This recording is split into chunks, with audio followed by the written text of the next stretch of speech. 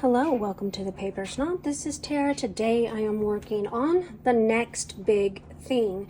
This is a monthly hop hosted by Shannon Blinn. I will have a playlist linked down below for you to watch this year-long hop and see what everybody else is doing. Our prompt for the next big thing is to use a big shape on your layout. And so what I did is I cut out a pear tree cut file Polaroid frame, because frames are shapes and it's a large shape. So I have on my desk the cut file, all of the pieces that I'm going to use to back it. I have my background. This collection is 49 and Market's Vintage Artistry Everywhere. It is the collection that is being used for my cruise photos. Here are the 4 photos that I chose. I'm not sure I'm going to get all of these on here. I'm going to make a good try. There's 4, they're 3x4. This package has all of the cruise kit stuff. They also included some of Heidi Swap's set sail in here. I don't know that I'll dig any of that out. We'll see, but there's embellishments and everything in this box as well for me to use and play with. So I'm going to pause. I've got a little bit of mixed media that I want to do, and I'll be right back.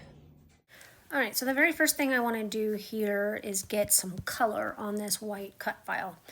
Yes, I could have cut it with colored cardstock, but at the time I wasn't sure what I was going to do with it. And so one of the best ways that you can change the color of a cut file is with inks or watercolor paints or sprays or just about anything. And I chose the watercolors today because this frame is thin and a little bit fiddly.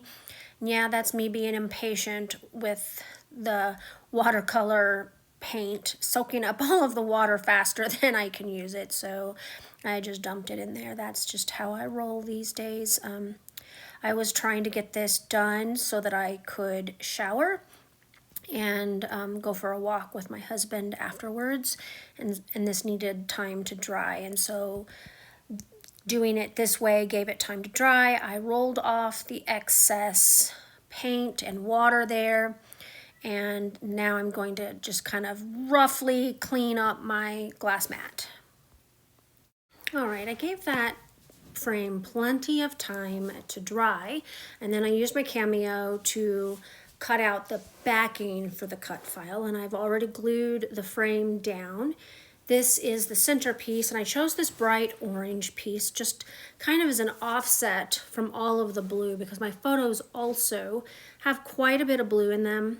I'm going to add some fun foam to this large Polaroid frame, and I'm just kind of cutting it out, the pieces out as I go. I want to thank whoever it was who left a comment on my video where I was having trouble with my Nuva Deluxe glue the other day. Thank you for the suggestion. I responded to you in the comments of that video, but I want to say again, if you're watching again, thank you.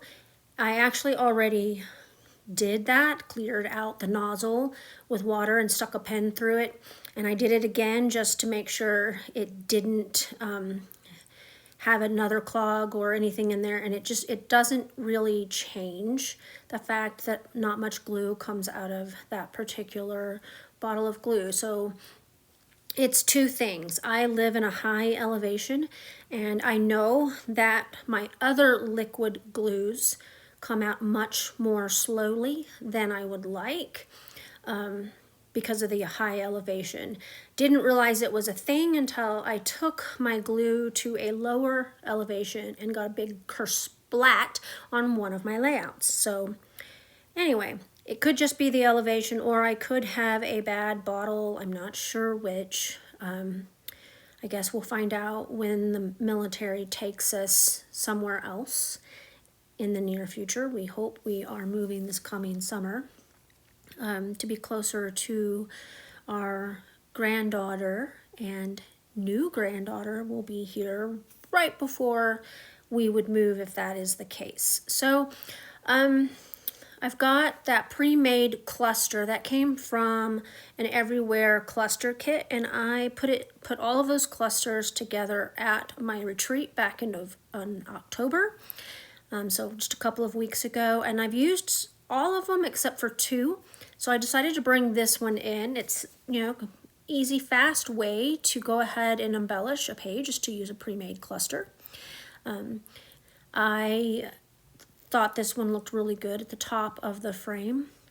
I think I move it around a little bit off camera when I'm gluing. I think it's more centered on that Polaroid frame.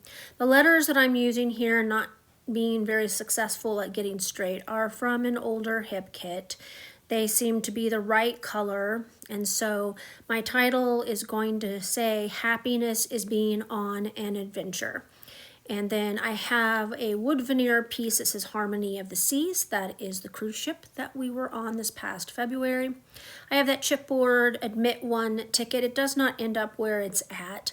And in fact, when I move things over to glue, I end up putting that ticket, and there's a little tag. That tag right there is going to end up being a journaling spot. It's not going to quite end up where it's at. I thought I might layer stuff around the frame, decided that I didn't like that.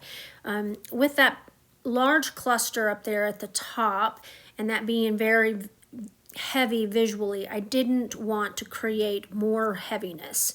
So I'm going to move things around, glue things down. I'll be right back. All right, I've got this layout completely finished. It turned out a little differently than I thought I was going to go with it. I didn't get all 4 photos on it, just the 2 photos of us arriving at the port. Did a little bit of journaling on this tag, glued that Admit One ticket there, put some twine at the top, added some splatters with Uncharted Mariner, got everything glued down. Pretty happy with the way that this turned out. I want to thank you for coming to my channel today. Make sure that you check out that description box below for the link to the Next Big Thing playlist. There will be every video that's been put on it this year so far. So if you need some inspiration using larger items on your layouts, this is the playlist for you. Again, thank you for being here, and have a great rest of your day. Bye.